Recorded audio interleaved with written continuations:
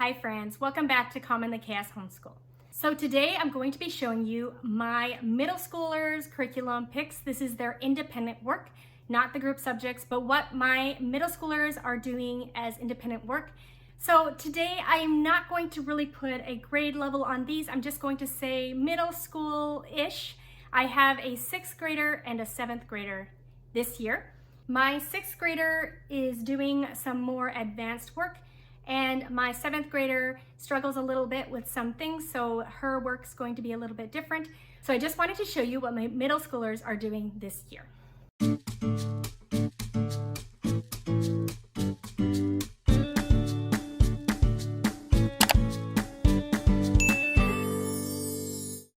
So this video today is very late for a homeschool curriculum picks.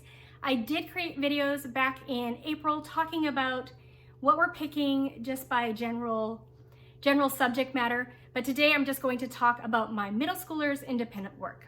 I'm not going to talk about the family subjects, and I'm not going to make a new video about the family subjects at this time. If you're interested in seeing what we're doing as family subjects, I will link it up here as well as in the description box below.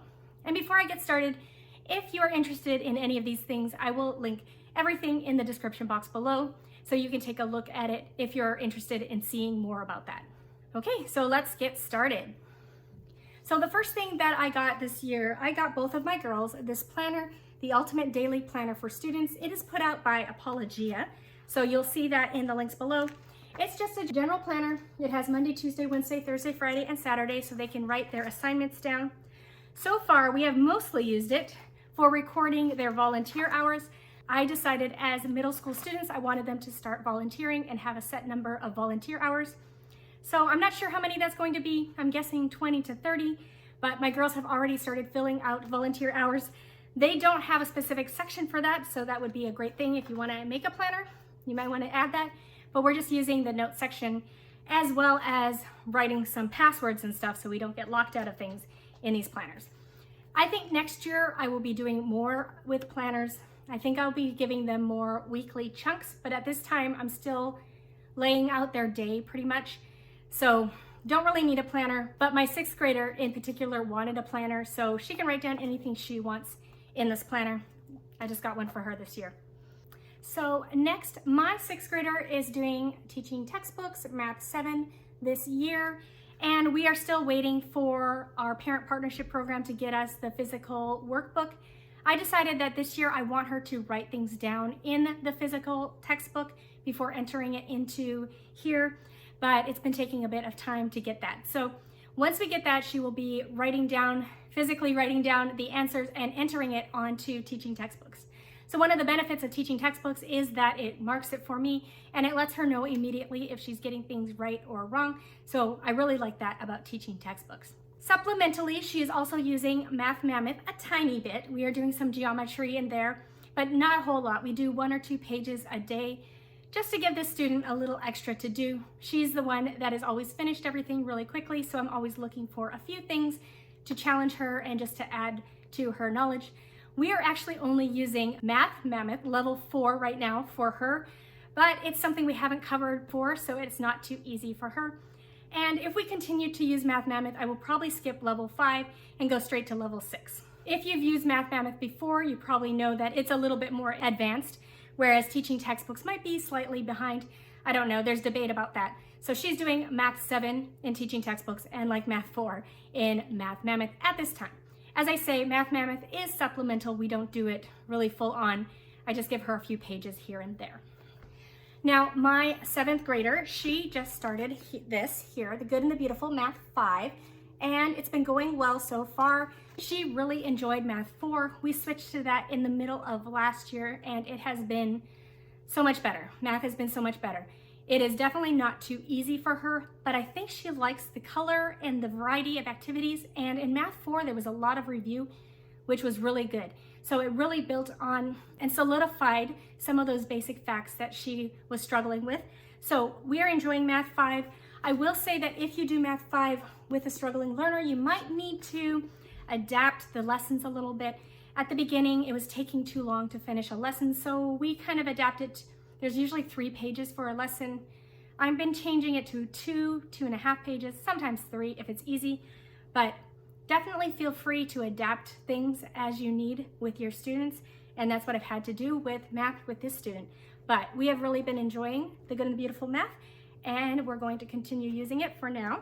All right, so language arts. So my 7th grader, she is finishing up Explode the Code. She is on the last one, level 8.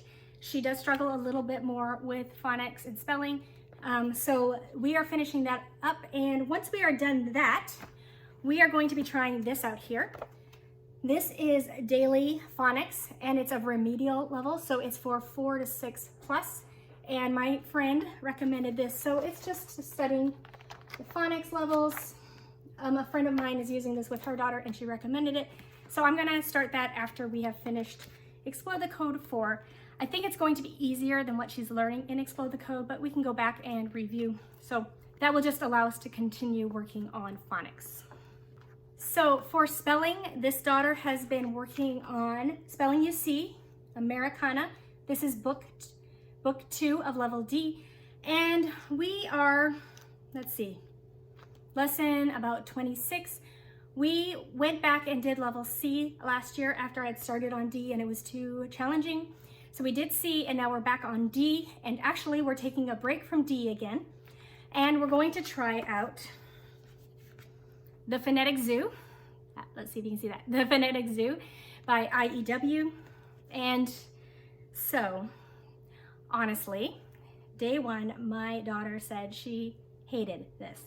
So I'm not sure what it was listening to the CDs. She does have ADHD. I don't know if it was going too slowly for her. She's not an audio learner, so just having to listen and write things down. I think she's more of a visual learner. So we're going to keep trying this. I said she needed to try it out for a few months before we decide to scrap it and go back to Spelling You See. But anyways, that's what I picked for her spelling this year, and we started it, and so far, not great. But we've done it 1 week so far, so we'll just keep trying it. I will say that Spelling You See, I have liked Spelling You See for her and my son who struggle with writing. It has worked. I have seen improvement in her spelling, but I just thought she might have gotten bored of writing every week, writing things out and shading and coding and things like that. So I thought I'd give her a break and try something new, but we might be going back to Spelling You See. So that's where we're at with spelling.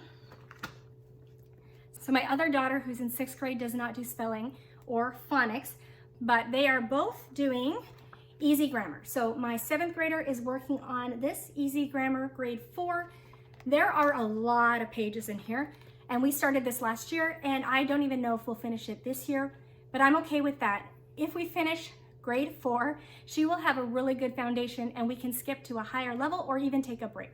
I have been really happy with easy grammar. I feel like it has enough review for her to solidify these grammar things. She still makes lots of mistakes, but she's definitely learned a lot while using this. And last year we used Fix It Grammar, which we're taking a break from, but we might do again in the future.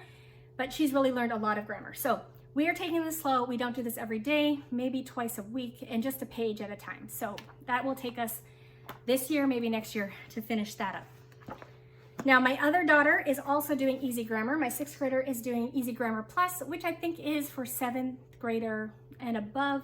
So it has more in here, a little more complicated, a lot of pages. It's pretty thick.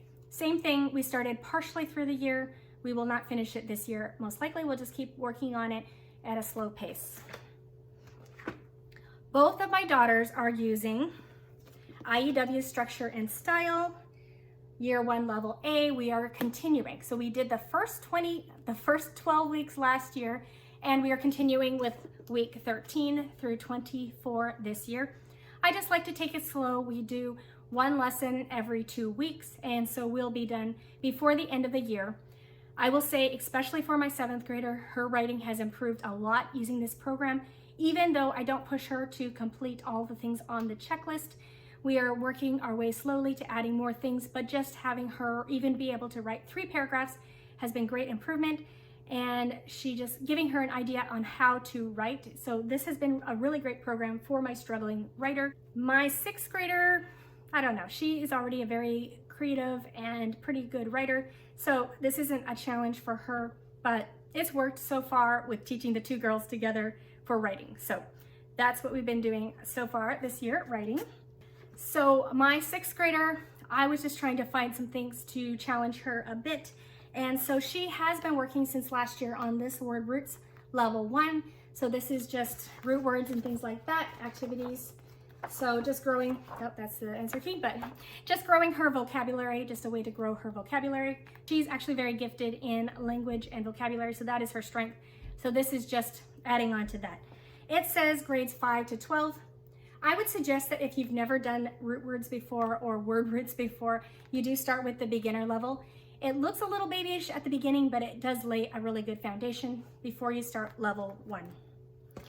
Another thing that we just started, because we just got it from our parent and partnership program, is Wordly Wise, book 7. I actually thought I ordered book 6 for her because this is our first year using Wordly Wise. I have used this in the past as a teacher, and I know it is pretty challenging. It is probably above grade level, in my opinion. So I was thinking, I'll just get her book 6 and have it easier for her, but I ended up ordering book 7 somehow. So that's fine. Like I said, that is her strength. Vocabulary and words and language and things like that is her strength. So I don't think it'll be a challenge for her, but it's a little more challenging than I expected to get her. Both of my girls are doing this Word of Life devotional that I bought a long time ago, maybe our first year of homeschooling. We did a little bit of it. So we are only about a third of the way through, and I thought we'd pick this up and start this again this year as my kids are doing daily devotions. So each day is just a page like this, and my girls just do that on their own, either in the afternoon or in the morning when we have our personal devotion time. Both of my girls are also doing the Big Life Journal. This is the original. Last year we did the Big Life Journal for kids and they really enjoyed it. So I decided to get this, the original one that is more for teens. And so far they are enjoying that. My 7th grader is using this year for art. It's Artistic Pursuits. It's the elementary level, 4-5, book 1, Elements of Art and Composition. My 6th grader used this last year, and then my 7th grader was interested in doing it, so we just kept it, and so she is going through this now. My 6th grader is also very gifted in art, and she's very artistic, so if my 7th grader has any questions in here or isn't sure what to do, she just asks my 6th grader, and my 6th grader can help her. Now, I haven't gotten this yet, waiting on my parent partnership program to get this to me, but I ordered Artistic Pursuits Middle School Book 2. I didn't want to get book 1 because I felt like that was too much of the same elements of art and stuff. So book 2 is going to be more colors, more pastels and things like that for my 6th grader. So she's going to start that as soon as we get that from our parent partnership program. Now, my 6th grader is doing a few more things. Like I said, she is one that can finish things really quickly. She also has a lot of interests. And so I kind of schedule into her week, maybe one period of, it's a personal project time. So it's a time for her to study something she's interested in, but a dedicated time, like 30 minutes to study something she wants to study. So she decided to use this. I got this from Usborne Hall recently, Coder Academy. So she's going through that and just reading and learning about coding. So she already knows a lot about coding. She uses Scratch. She's on Scratch all the time. She creates games and a whole bunch of animations and things like that. So this is just to deepen her understanding of coding. So she's using that in that time. And she's also using this Usborne Computers and Coding, Lift a Flap. And we actually used this when we came to binary numbers. We didn't really understand it. And so we didn't really understand what this book was saying. So we went in here to learn how the binary numbers work in coding. So that's a really fun book. So she's using these two in her personal project time. So a few of the things that I almost forgot to include in this video is both of my girls are doing handwriting. My oldest is doing level 4, and I believe my 6th grader is doing level 5 right now. Also, there's some online things I didn't mention. My oldest is doing Time for Math Facts. She's working on that. This should be her last year on that, so she's just getting those math facts more solid. I do recommend that program. If you're looking for a game type based program to help your kids learn or practice their addition, subtraction, multiplication, and division facts. So that's been something we've used for 2 years now, but we've used it in the past as well. So we've used that for many years. My oldest is also working on typing.com, and we'll work on that for a while. And if that gets frustrating or it stops working for some reason, we do have typingclub.com to work on after that. Typingclub.com does have an assessment, so you can take the assessment and they will place you where you tested at. So that's always a good backup after we do typing.com. Both of my girls are also doing Miacademy this year, and if you're interested in learning more about Miacademy, I will link that here. I have a full review of Miacademy, but the girls are both using that this year supplementally. So they use it once or twice a week for about 30 minutes each time. So not a lot, but just something extra that we've added. Finally, both of my girls are using code.org. So that is a coding computer program that we just started using this year.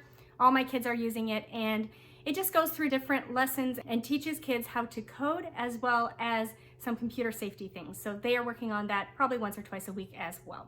And last thing my 6th grader is working on, she is working on this program. It's the Simple Startup, a beginner's guide to starting a business. This is the workbook. So she's working through this workbook at her own pace. There are videos for her to watch. It just takes her through the steps of starting a business. So she's working on starting a business on Etsy.